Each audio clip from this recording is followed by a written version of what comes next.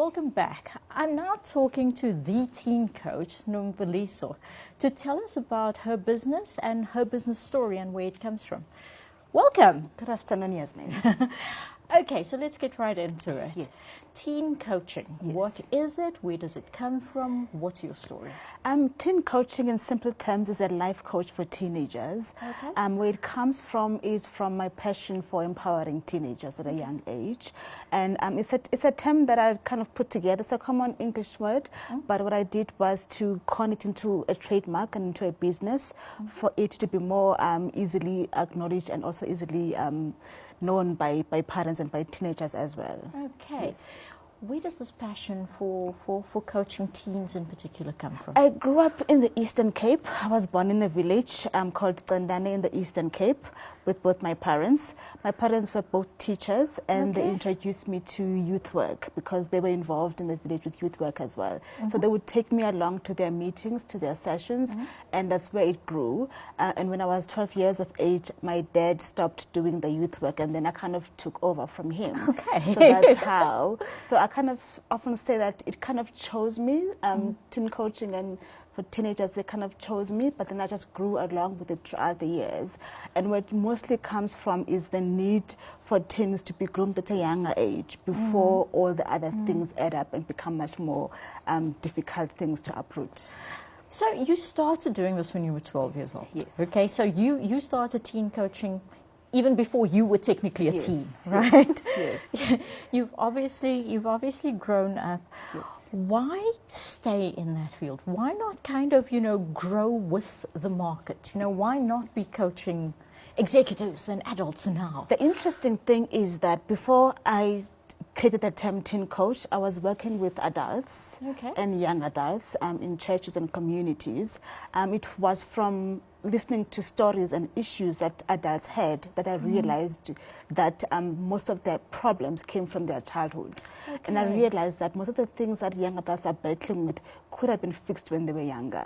So I didn't start with teens per se, but I was more involved with the young adults and adults and parents, I guess.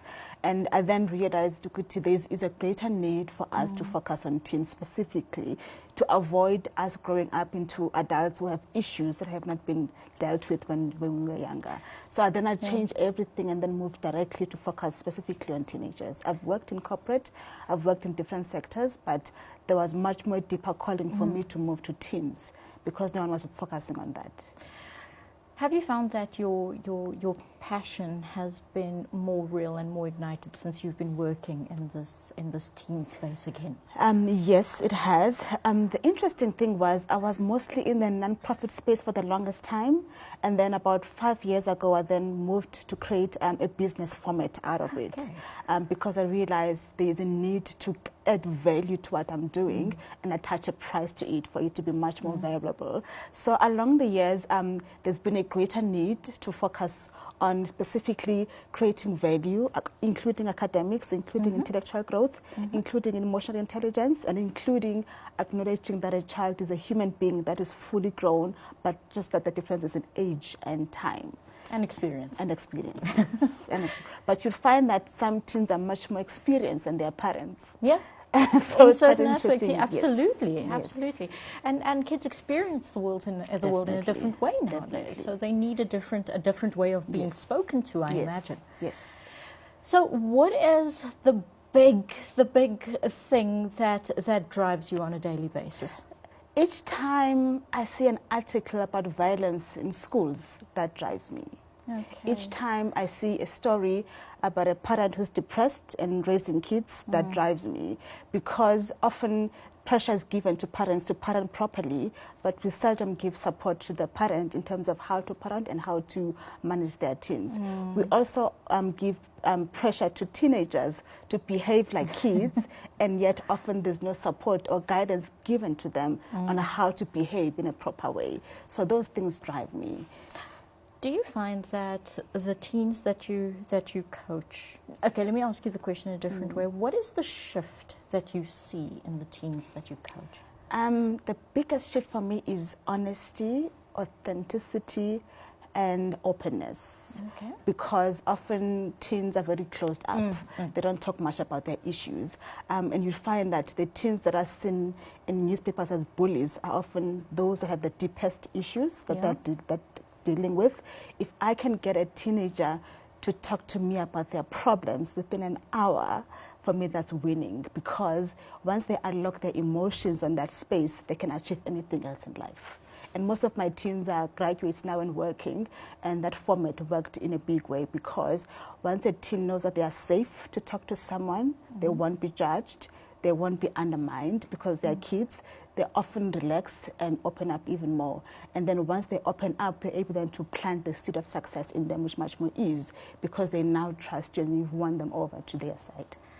So one of the things that I know that you do a lot is you speak to teens about their story. Yes.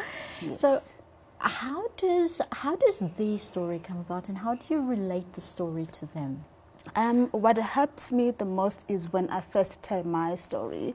I was raised by both my parents, but more with my dad than my mom, because they were working in different cities. My dad was an alcoholic, but also a very passionate father, was very much involved with us. But on his down days, on weekends, we had to become the parent in a reverse way. So it was when he had a mental breakdown, and when I had witnessed the issues that led to the mental breakdown, then I realized there's a need for us to focus on boys more in terms of their development, their emotional well-being, academics, and balance across that sphere. So for me, when I unlock my story, it gives the teens a chance for them to tell their stories too, because I no longer become a perfect being. They see someone who is relatable to them, and then that makes them feel much more at ease. And somebody that's been through it. Yes. You know, I think a lot of the time when we're talking about the teen space in particular, much like the entrepreneurial space, it's sort of a feeling of, I'm the only one that's going through this. This is weird and it's unique, and then I'm going to keep it to myself because nobody's going to get it. Yes. And what you're saying is, as soon as they understand that somebody does get it, it makes it easy for them to succeed. You must understand that with teenagers, because their mind is still young and fresh, in most cases they can achieve anything that they want to achieve. But often they're blocked because there are issues at home, issues with their peers, and confusions around their emotions. Once you can unlock that space, they can achieve anything else, but with proper guidance along the way. So what we do in our space is we create an environment where kids, teenagers feel less judged, listened to, supported, and then give them the tools to succeed. It works also the same way in the business life. Even in business, when I speak to parents, because they are my clients and the kids are my clients, I have to be honest about where the business is at, our achievements and our failures, so that we don't present a perfect picture that says, I'll give you a brand new child in the next few weeks or so. It scares me a little, the idea of wanting a brand new child.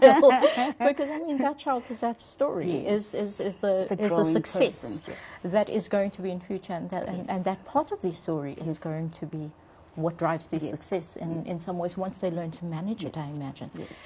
So you have a lot of different ways that you do this. You do one-on-one coaching, you do camps, and lately one of the things that I've been seeing you doing is you are developing other teen coaches. Yes. Okay. And I know that you are adamant about the type of person that you want to train as a teen coach. So who is the person that you want to train as a teen coach, and why are you so adamant about this being the way? The person that I train the most, the first attribute has to be someone who's got empathy for teenagers. We're living in a world where no one sees teenagers. So I need someone who will genuinely want to see the child and be able to genuinely want to listen to the child. Because once you are not that authentic, they can easily pick it up, and you can't do anything else. Once they pick up that, this one is fake. Yes. This one is fake.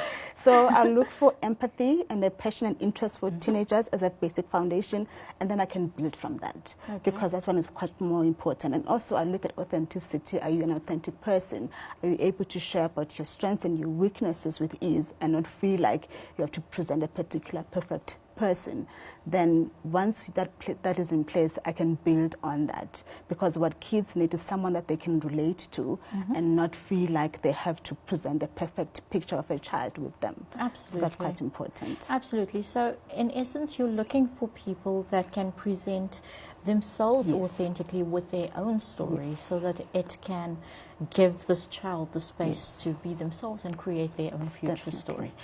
Okay, so it's a very difficult thing to parent children, okay? We've literally got 1 minute left, okay? What is the one big piece of advice that you wish every parent of teenagers knew? Love does cover a multitude of issues. So in most cases, parents get caught up in the behavior issues that the kids are doing, that they forget to love the kids. And loving your child means that in spite of what they're doing, they're still your child that you give birth to. And that should override everything else. So when you punish them, when you correct them, it should be from a point or place of love and not fear instilling, because once the child is afraid of you, you can't parent them at all. Geesh, that is so powerful. Thank you so much for that piece of advice. And thank you so much for being here today. It's a pleasure. After the break, I give you some tips on how to create your own story for your business and use it to good effect in your life. Join me for that.